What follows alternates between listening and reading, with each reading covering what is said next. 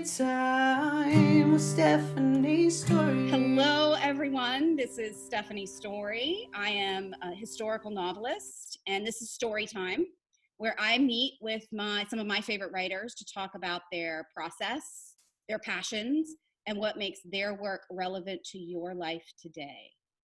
My guest today is the author of Feast of Sorrow and The Chef's Secret. They are historical novels about Italian chefs in history. This one's set during ancient Rome, and this one's during Renaissance Rome. My only advice about reading these: do not read them, do not finish them at night, because you won't be able to go to sleep. You'll have to finish them. They're one of those. You got to keep turning the pages. It's really awful. You stay up till like 2 o'clock in the morning to finish them. That's my only worry. So my first guest today is Crystal King. Welcome to the show. Thank you. I would also give one caveat too. If you're going to read them, make sure that you're not hungry. It's so true. I like gained 5 pounds eating this book.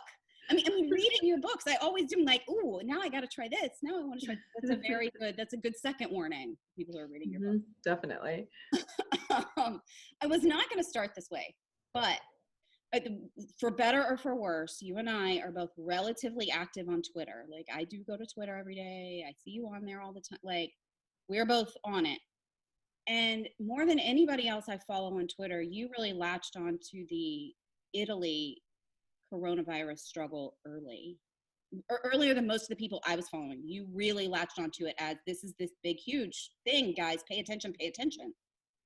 How did that, since you were a little bit on the front edge of it from the rest of us who didn't really tune in until it hit the United States, because we're more selfish people than you are.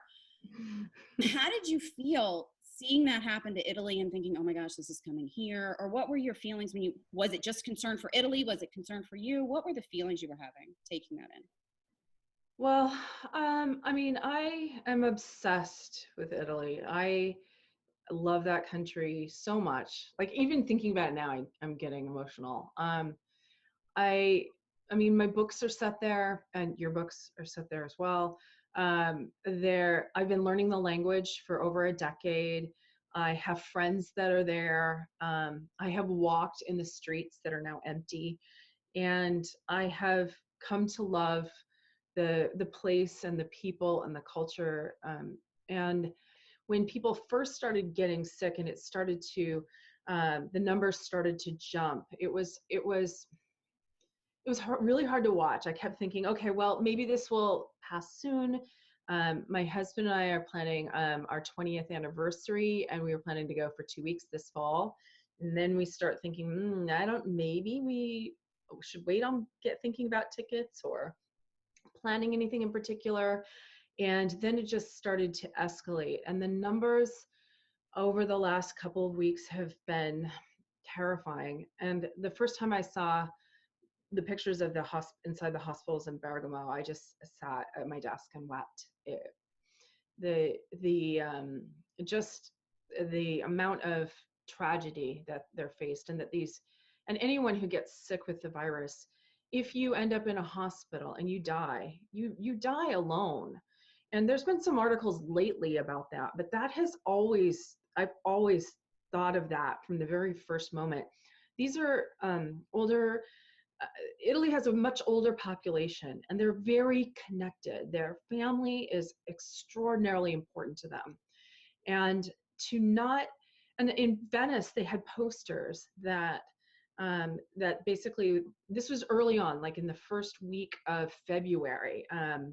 And I had some colleagues and some friends that were going to Italy, and they were just starting to shut a few things down. I remember seeing some photos that people had shot of posters that the local town officials had posted saying no gatherings and no funerals. And you couldn't have a funeral. If you died, not only couldn't anyone be at your bedside, but you also couldn't go to a funeral for your grandfather, your grandmother, or a loved one. You just couldn't go. And that really has hit me hard. So here, I keep having this like fantasy of an new Italian Renaissance on the other side of this. I don't know quite what that looks like, but that's what I lull myself to sleep with at night. Do you have hopes of what might be able to come out of it from a positive once we get to the other side? And we Yeah. don't know whether or not that's 2 weeks, 3 months, a year and a half. We don't know how far it is, but Italy has been around a long time. You've written about Rome twice. Rome has overcome the biggest ups and downs in all of history and is still there. So we know it's still going to be there. In what capacity, we don't know. Do you ever have fantasy? I mean, that's the thing. Humans are really resilient. And if there's any one place in the world that will show you that, it's Rome. They have gone through countless plagues and famines and sacks, and they have rebuilt themselves over and over and over. This is why you can't, like the subway system is taking forever for them to build, because every time they go an inch, they undercover, layers of history. Um, we are really resilient, and in crisis humans tend to be very creative. They are resourceful and creative, and they look for answers in areas that they might not have ever looked before. And I think we will see the fruits of that. We already are seeing that, and we're seeing people coming together in strange ways. Italy was the first country to have all the singing on the balconies, and now we're seeing that replicated in other places. They were also had the rainbow art everywhere, with the signs basically saying it's going to be okay. And I love that. Those are things that started there, but it's only the start. I think that we will see a lot more creativity. The hospitals are some of the best in Europe, and I think we will see a lot of really interesting medical stuff that comes out of that. That's interesting. I have allergies. Excuse you, we all do. It's that time of year, and every time I cough, I go, oh no, do I have it? I swear, I'm okay. You can't catch it through the camera. Right? Has it changed the way you're going to write about Italy at all? Well, my books are set in the past, so Fine. I'm just grappling with the same questions here. yeah. I mean, so I think that those histories are the same regardless, but I think that I'm working on edits right now for my third novel, which is also set in the Renaissance, a slightly later time frame than the Chef's Secret, but contemporary. Actually, Scoppy makes an appearance in that book too. And it's still food, can I ask? Is it It's still definitely food. Okay. Yeah, there's good. lots of Just food. making It's sure. about a meat carver to Alessandro Farnese, who was the wealthiest man in Rome, who also bought the Farnesina, which I think we're going to talk about at some point. And that is set, that's in a time of great luxury. Mhm. But the fourth novel that I'm starting to work on, I'm doing a lot of research on, is set in the end of the 17th century. And it's about Antonio Latini, who was a steward for the Barberini and for a couple different cardinals. And he ended up in Naples. But he was an orphan in a little town called Colamato, which is over on in the Marche. Not that far from Urbino, actually, where Raphael was born. And that book starts in a time of famine. And Antonio Latini lost his parents he lost both of his parents to famine. And his brother and him became orphans. And so that is really hard for me to kind of to wrangle with. The idea of writing about that in the first place was already going to be a challenge, because for me to imagine that was harder than it is now. But now I can kind of I can't really understand what that's like, but I have a lot more empathy for that. I have a better understanding of the fear that if you were okay, that you might not be, and what that might be like if you lose everything. So I think that my perspective on writing that book will have been potentially enhanced, but definitely has shifted and I think I'll be able to write that a lot differently as a result of everything we're going through. That's how I'm feeling about it. The plagues and the sieges and all of the stuff. I think to have a little bit of a better grasp. You brought up the Villa Farnesina. So right before coronavirus lockdown happened, you went to Italy Yes. for a trip. Were you researching this novel or the next one? Were you over there doing sneaky novel research, or were you doing other things? So I was doing research actually on my third and my fourth novel. Okay. And a little bit of back on Chef's Secret, because of course when you're there you can always be taking additional photos to enhance, you know, the promotion and things of the book that you've already written. And of course, you know, I love ancient Roman history as a result of all the work that I did on Feast of Sorrow. So I love also revisiting some of the things that are amazing. And so I wrote, no, so I went to several different locations that either were connected to the Chef's Secret or to my third novel. And one of them was the Villa Farnesina, which is one of my favorite places in all of Rome. It's a gem. Most people don't go across the river to the Trastevere. They don't they don't know about it. It's small. You can see it in like an hour. So people just don't think about going over there. They go to the Vatican, they go to the Pantheon and Trevi Fountain, and you know, they go to the Forum and the Colosseum and the Spanish Steps, and they call it a day. So this is nice because when you go, there's barely anyone there. And of course, you have this gorgeous fresco on the cover of your novel, which is That's in the where it is. Loggia. People go visit it. Go Yes. see it. Okay, go ahead. It's in the Loggia, which is beautiful.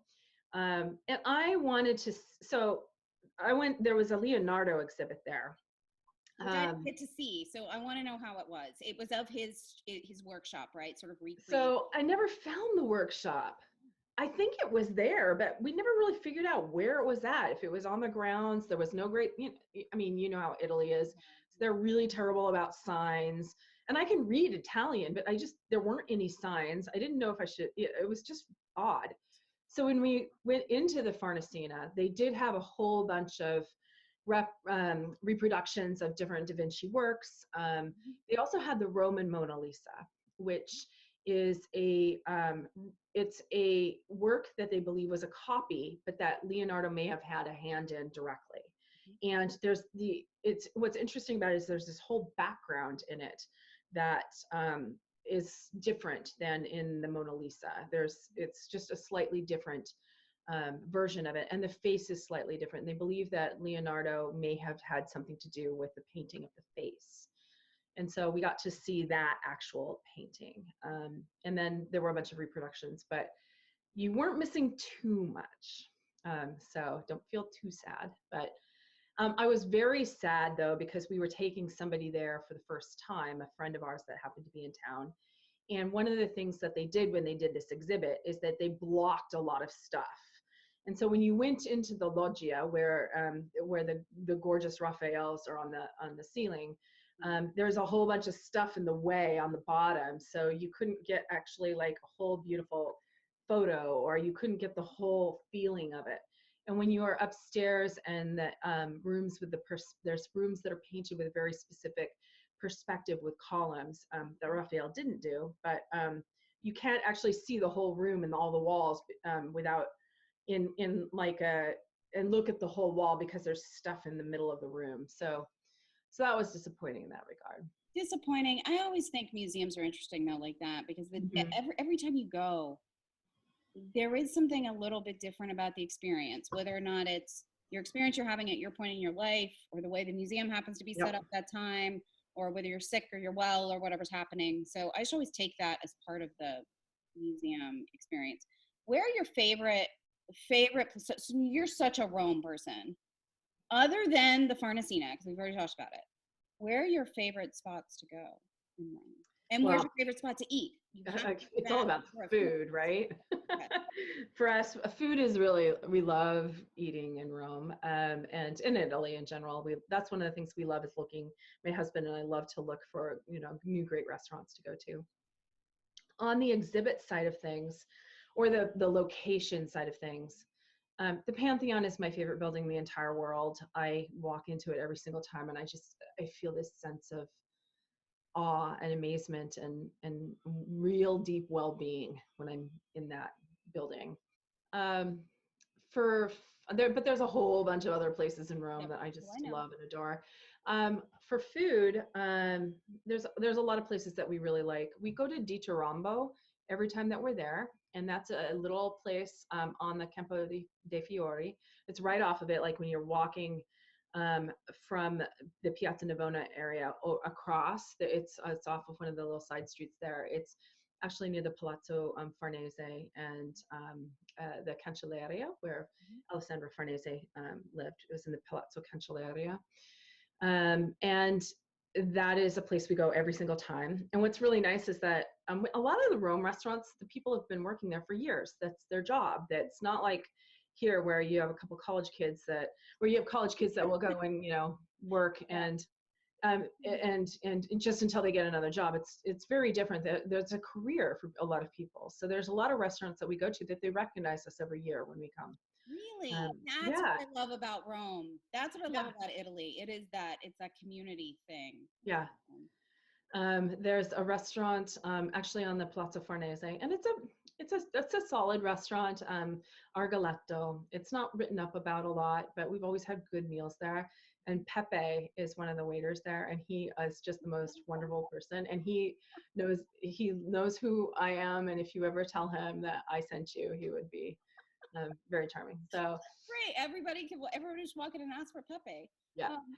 Um, And Roscioli is another one. Roscioli Romessa is a newer one that has an incredible wine club. And so, yeah, we're expecting our shipment of wine to come in like a week or so. And we're really excited. Oh, that'd be great. So you Yeah. can just wine up during the quarantine. Yeah, that's kind of the plan. Okay, we've talked a little bit about we've talked a little bit about your obsession for Italy. I don't know where it came from. When did it start? So it's kind of funny because I never really was that interested in Italy or anything when I was young. I mean, other than the fact that I've always loved ancient Rome. That's not entirely true. I've loved ancient Rome and ancient Greece and ancient Egypt, though I've always really loved ancient history. But when I married my husband 20 years ago, he's half Italian and half French Acadian.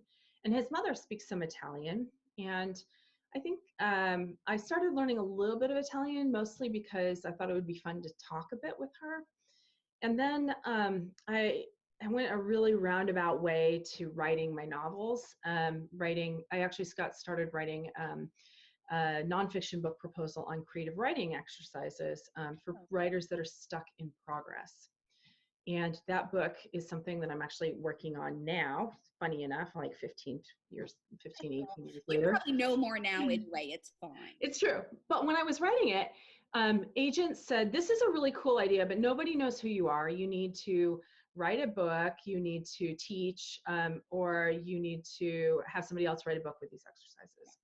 And I thought, all right, I'll teach. So I went and taught. I've taught at like a lot of the different universities here in Boston and at Grub Street, which is a big writing community that I am a part of. And then I thought, well, I should write a book. And what do I want to write about? And I was going to write a book about a celebrity chef.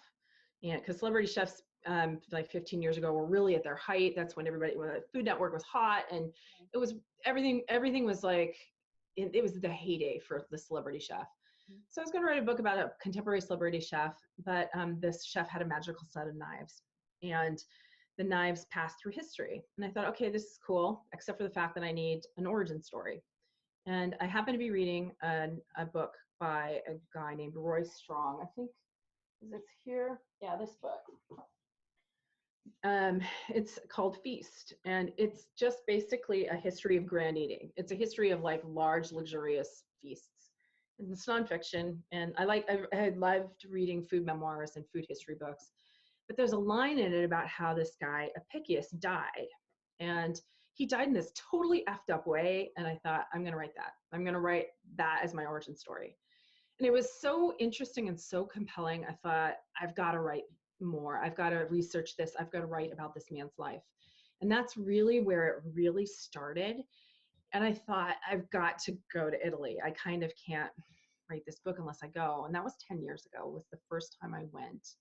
And I began learning the language probably a year before that, maybe 2 years before that. And that just bloomed into a serious hardcore obsession. So what was the thing that you experienced on that first trip that really captured the heart the first time? I don't even think we had been in the city for an hour. After my husband and I checked in and we dumped our stuff, and we're trying to stay awake because when you come from, the States, you have to figure out the jet lag. So and we don't sleep well on planes. So we had an overnight flight, which we didn't sleep on. And we were trying to figure out how do we stay awake for 12 hours. But the moment we stayed at an area that was near the Roman Forum, but just walking like out of the hotel and being in the city for less than 20 minutes, I thought, this is where I belong. I've never felt that about any other place in as significant of a way.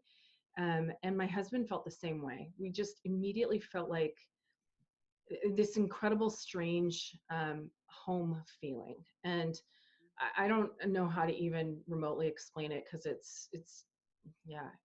was just this place where I thought, this is where I belong, or this is where I have belonged, or where I need to be as often as I can be. And we go back once or twice a year now. And so I think this year we just came back. We were there for New Year's. That was our third New Year's trip that we had taken. How is it at New Year's? It's really I've fun. never been at New Year's. That's amazing. It's a great time to go because there's a little less people. Mhm. There's still a lot of tourists because people want to go see the Vatican and midnight mass and stuff, but there's less tourists. The tourists that are there tend to be a little bit more European. And it's crazy. It's just absolutely, and then if you're there through Epiphany. So Epiphany is on the 6th or 7th, I think the 7th. Yeah. And that's when they actually celebrate the witch Befana, who delivers the presents to all of the girls and boys. It's not Santa Claus, it's this witch. And if you don't know the story of Befana, Befana was a witch that she was an old crone that was tending to her garden when the 3 wise men walked by or came by, and they said, come with us to Jerusalem and come see this child, this savior. And she's like, no, I shouldn't. I should tend to my garden. I should stay here. But then they left, and she felt so much regret that she got on her broom and she flew after them, and supposedly had such force of belief that the broom would fly. So she flew after them and never could find them, but she brought her presents to all the girls and boys along the way. And she's still going around the world looking for the wise men, apparently. I like it. I always love it that basically the Italian version of Santa Claus is a woman.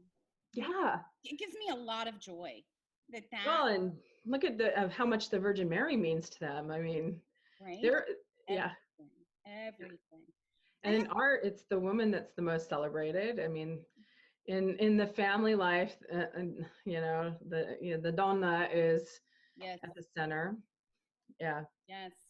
I had like 8,000 more questions for you, but I think we've already talked about Italy the whole time. But I do have one last thing I have to ask you. I asked the other author I had on right before you for my pilot episode the same question, because she is also a food fiction writer.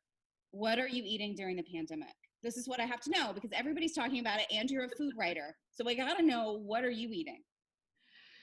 I'm not eating the same recipes that Scoppy, who was so we haven't really talked about Scoppy much. He's was a celebrity chef basically in his time frame, and I wrote.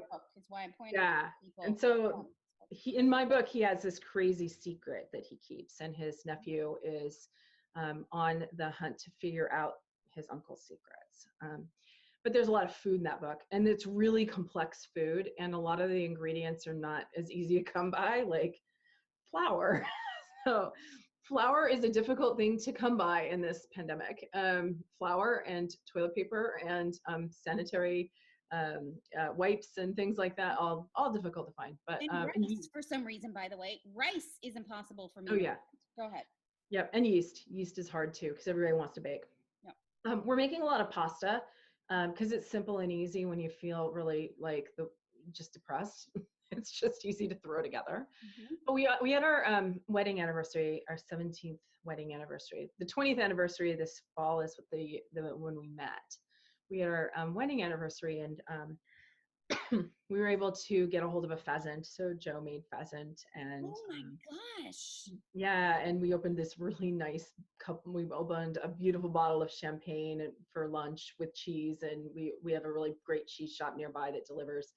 And we had pheasant and I can't remember everything else, like really nice potatoes and a fairly simple potato and pheasant and can't remember what else. We had something else with it, but delicious. And Joe opened a really nice bottle of Barolo, and so we're trying to at least enjoy those small things. But I think we're having baked potatoes tonight, so I'm excited about that. See, this is why if you read Crystal's books, you leave hungry. You eat the whole time because it's such amazing food in them throughout the two chefs. Wait, but one last question. How is the pandemic treating your writing? Is it easy? Is it hard? Is it a struggle? It's creative process. hard. Yeah. I had a really great schedule going on this third novel, and I'm rewriting a big chunk of it because my writing group and my agent were like, yeah, it's not working the way it should. So I'm actually rewriting a big swath of it. And my original goal was to be done by the end of April, and I'm not going to hit that. And it's hard to focus. It's very hard to focus. I do have a good writing group that I'm connected to online that is super encouraging. We've started doing a lot of sprints. So where we're going to say, we're going to do 30 minutes. And even if you sit there and stare at it for 30 minutes, you're at least and removing all distractions. That I found has been helpful. And when I do that, it's often more than 30 minutes. I keep going on it. But it's really hard to focus right now. And I find that I have other ideas that come to my head of things I wish I could do, but I do want to get this third book done. So yeah, it's tough. That's the writer's procrastination always, right? You're trying to get the one project. You're like, but that other one would be so much better than this piece of junk I'm currently working on, because that's what's happening in all of our heads. I'm like, could I write a utopia novel? That feels about right now. Forget the dystopian. Let's all just write utopias. Although utopias are really not always what they crack it up to be. No, they often turn out to be a little bit more dystopian than not. Yeah. Okay, excellent. This was wonderful to have you. Thank you for joining me on the show. Read Crystal's books, mainly because we're all at home eating. We all at home need some entertainment. It's historical fiction about famous Italian chefs. And if this conversation is any indication, you will fall madly in love with Italy and food reading her. And they're all in the same time frame as your novels too. So like, except for Visa Sorrow, but like Chef's Secret and both of your novels are really like in that same 75-year time frame.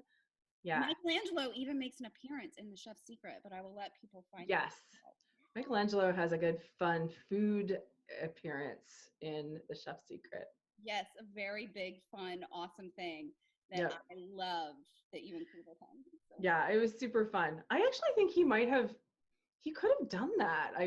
What I had him do in the novel, I think he could have, because Leonardo apparently did dabble in that. He did dabble in that kind of sculpture. Well, we will tell you, Leonardo was a big events person. Yes. And Michelangelo dabbles in some interesting events sculpture in The Chef's Secret. But now you're going to have to read it to find out. Yeah. Thank you so much for being on the show, Crystal. I appreciate it. Please stay well and stay healthy and stay as sane as humanly possible. And good luck on the book launch. I'm so excited that this book is out in the world. It's wonderful and incredible. And I love Raphael's voice so much in that novel. Okay, now I'm going to blush. So now I'm going to go. Bye, everybody. Story time with Stephanie. Story time virtually. We've got time and plenty of stories, talking stories in a novel way. Story time with Stephanie. Story